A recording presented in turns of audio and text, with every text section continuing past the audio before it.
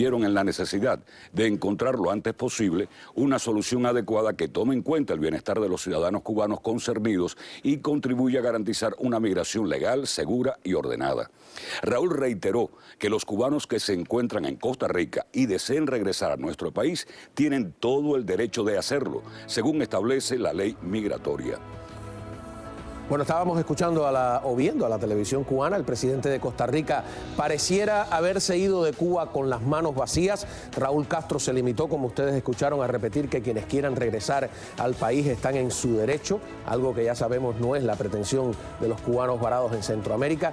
Las declaraciones del presidente Tico tras el encuentro con Castro denotan frustración, y el hecho de que anuncie que el país, es decir, Costa Rica, se prepara y prepara condiciones para mejorar la estadía de los refugiados podría indicar que se tienen que ir preparando los cubanos para pasar el fin de año en ese limbo en el que se encuentran. Más adelante vamos a mostrar esas declaraciones completas. Por otra parte, fuera del permiso a regresar, el régimen se desentiende de sus ciudadanos. La Habana acaba de donar a los saharauíes $200.000 en vez de destinar esa ayuda a sus ciudadanos en problemas. Los cubanos ya le han costado $500.000 a las instituciones TICA. Es mucho dinero para un país pobre que tiene además que desviar recursos de emergencia sumamente importantes en una nación donde suele haber terremotos. Y mientras esto sucede, por una punta, por la otra, la televisión del régimen rompe parcialmente la censura e informa sobre un grupo de peloteros cubanos de aquí, de Grandes Ligas, que han regresado al país, entre ellos Yaciel Puig. Les vamos a mostrar también esas imágenes y entrevistas, que eso sí no salió en la televisión cubana. Eso por allá, porque por acá hay debate presidencial y también dos cubanos son noticias, los precandidatos Ted Cruz y Marco Rubio. Bienvenidos al Espejo.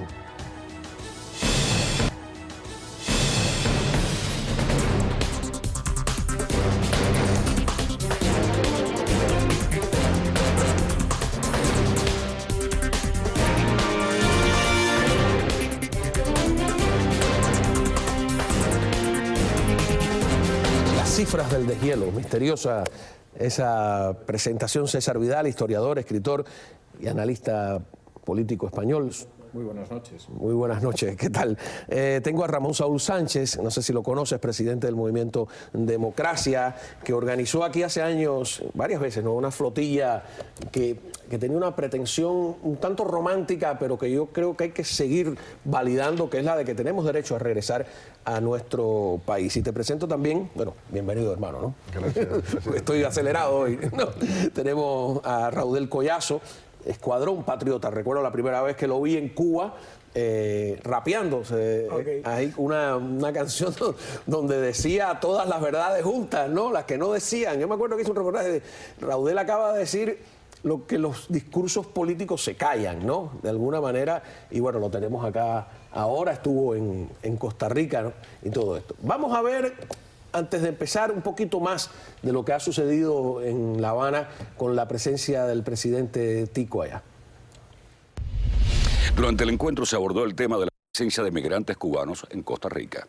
Raúl reiteró que la política de pies secos, pies mojados, el programa de parole para el personal médico cubano en terceros países y la ley de ajuste cubano alientan la inmigración ilegal, ponen en peligro la integridad de los migrantes, son discriminatorios respecto a los demás países de la región y generan serios problemas para nuestras naciones y los propios Estados Unidos, cuyos gobiernos han sido responsables de la situación creada.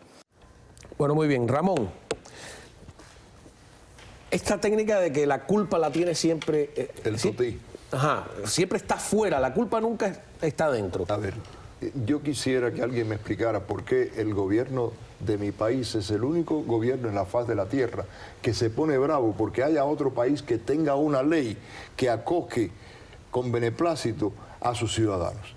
O sea, el presidente de México todos los días le pide a Estados Unidos que pase una ley asesina, como le llama el régimen, o sea, una ley de ajuste mexicana para darle estatus migratorio a los mexicanos aquí. Y yo no me imagino al presidente de México diciéndole, cuando pasen una reforma, llamándole ley asesina.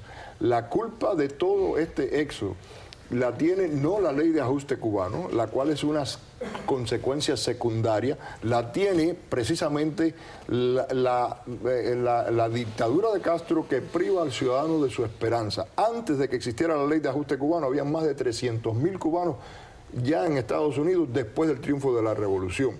Antes de este régimen, cuando era fácil venir a los Estados Unidos, menos de una fracción de un 1% vivía en el exterior, y ahora el 20% de la población cubana vive en el exterior producto de esa dictadura. Bueno, eso... Imagínate, es que el gobierno cubano es el único que se dedica a dañar a sus conciudadanos. Bueno, no es el único, desgraciadamente. A mí me gustaría desde el punto de vista migratorio, digo, todo el mundo está pidiendo que a los suyos los acojan, y este dice no los acojan. No, yo creo que desgraciadamente hay gobiernos que tienen paralelos con el cubano, que se comportan de una manera tan canallesca como el cubano. Por ejemplo, Corea del Norte. Es decir, a mí me gustaría pensar que todos los problemas del mundo están en Cuba. Cuba es una situación dolorosísima, pero lamentablemente no es la única. Y incluso en la crisis actual migratoria, yo me temo que de nuevo la diplomacia cubana está jugando con esa habilidad maquiavélica que lleva demostrando desde hace más de medio siglo. Es decir, por un lado estamos echando a una parte de la población que nos crearía problemas, porque la situación interna de la isla es muy mala y parece que ahora algo mejor, pero por otro lado estamos lanzando cortinas de humo sobre lo que pasa dentro de la isla. ¿Qué está pasando ahora dentro de la isla? Pues según el informe reciente de hace apenas unas horas del Comité de Derechos Humanos de las Naciones Unidas, se detuvieron centenares de personas en el mes pasado, y en lo que llevamos de diciembre, que no hemos llegado al ecuador del mes, a la mitad del mes, se ha detenido a 1.500 personas en Cuba. Ahora, que es un problema enorme, queda en buena medida opacado por el drama, la terrible tragedia de la emigración. Pero cuando en un momento determinado el régimen, que ha llegado a un cierto acuerdo con la Casa Blanca, en lo que va del mes de diciembre ya ha detenido a más de 1.500 personas, es que efectivamente ese régimen está yendo en una línea dura, y esa línea dura la está disfrazando y la está enmascarando con una crisis humanitaria de la que tiene una enorme responsabilidad. No es la culpa de los Estados Unidos. Y a mí eso me parece que es muy importante, porque evidentemente el drama existe y tenemos que observarlo y tenemos que preocuparnos por él, pero hay otro drama detrás que está ocultando, que es el hecho de que el régimen está apretando todavía más las tuercas, entre otras cosas porque la situación en Venezuela, como el propio régimen dijo, demuestra que hay que apretar más las tuercas. Y cuando se liberaliza mínimamente algo, una dictadura como la cubana se siente insegura, de modo que vamos a detener más gente. 1.500 personas en 14 días es mucha gente. Hablando de cifras, creo que fue Wall Street Journal hoy el que ha dado una cifra reveladora. ¿Cuántos cubanos han llegado a los Estados Unidos pidiendo refugio en este año que estamos a punto de cumplir de restablecimiento de relaciones diplomáticas? Tírale un cálculo. 70.000. Sí, no te sabías la cifra, ¿no? No. Habías leído el periódico. 71.000 cubanos han llegado, o sea, es el éxodo más grande desde el 94, ¿no? Incluso yo creo que desde Mariel, porque en el 94 llegaron, en Guantánamo habían 33.500, ¿no? Vamos a ver qué dice qué dijo el presidente de Costa Rica, a ver qué tú crees de esto, después de reunirse con Raúl Castro. Es curioso lo que dice. Me siento defraudado no porque no se ha cumplido con el espíritu y los entendimientos de la última reunión de gobiernos centroamericanos en El Salvador, sino que desde antes, de compromisos previos a esa reunión. Desde el mes de octubre, 2 de octubre para ser más precisos, Centroamérica entera, con la firma de todos los gobiernos, incluidos los que hoy se niegan a darle paso a los migrantes cubanos, Nicaragua, Guatemala y Belice, lo cito específicamente, no han honrado ni ese espíritu ni esa letra de los acuerdos. Acuerdos que en el caso de los del 2 de octubre explícitamente mencionaban la necesidad, a solicitud de Costa Rica, dicho sea de paso, de garantizar condiciones adecuadas para la administración del tránsito de migrantes cubanos por Centroamérica. Sí, lo que pasa es que, claro, eso es como vamos a tener una casa, una habitación para los invitados y ahí va a alojarse tu madre cuando venga a vernos en Navidades y de pronto ha venido tu madre, el tío Jorge, el primo Andrés y sus familias respectivas. Es decir, el problema es que la situación que ha creado el gobierno cubano sobrepasa con mucho las previsiones de los países centroamericanos y eso es enormemente grave. Y además, a mí no me extraña, como estabais señalando, que hayamos llegado a 71.000 personas más que huyen de Cuba, porque la gente está pensando que la ley de ajuste cubano tiene los días contados, y seguramente es así.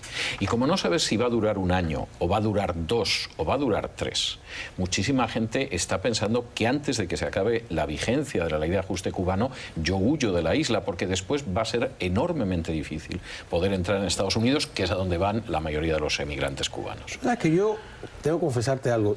Cuando me fui de Cuba y cuando vivía, yo no sabía que existía la ley de ajuste cubano. Eso es un fenómeno que se dio después. La gente salía aunque no hubiese ley de ajuste cubano. Claro. Y me atrevo a pronosticar que aunque se acabe la ley de ajuste cubano, va a seguir sin duda. saliendo porque no hay ley de ajuste español y se van a España y se van a montones de lugares. No tiene duda alguna. Pero quería preguntarle a Raudel, que estuvo allí. O sea, tú viste la situación de los cubanos. Si eso se extiende, ¿qué va a pasar desde el punto de vista humanitario, sanitario? ¿Qué va a pasar ahí? Lo primero es que ellos mismos están en una incertidumbre total. Incluso ellos me preguntaban a mí qué se dice fuera de nosotros. Ellos querían saber qué se decía en Cuba de ellos y qué se decía aquí en los Estados Unidos de ellos. Ellos tienen una incertidumbre total. También había posiciones como que toda la información de lo que estaba pasando con ellos, que había reuniones que en torno a ellos, pero que a ellos nunca les daban la información de qué se decía. Pero desde el punto de vista de dónde duermen, dónde comen, ¿qué viste ahí? La realidad es durísima. Yo cuando iba camino a la frontera tenía una lectura o tenía una información de lo que me iba a encontrar, pero no fue nada comparable a lo que me encontré. Muy mala la situación es bien crítica y bien dura. Ahí estamos hablando de niños, estamos hablando de mujeres en estado de gestación, estamos hablando de muchos jóvenes que aparentemente los jóvenes tienen voluntad para aguantar lo que sea, pero no están así. La situación es dura, bien dura y bien delicada. Y a eso súmale que ellos no saben qué va a pasar ni cuándo va a terminar esa odisea. Claro. Y entonces eso es lo hace que tú dices, la incertidumbre, se ponga ¿no? un poco más complicada la cosa. Vamos a ir a una pausa. Mientras unos se van, otros regresan. Los peloteros millonarios de las grandes ligas están, ¿cómo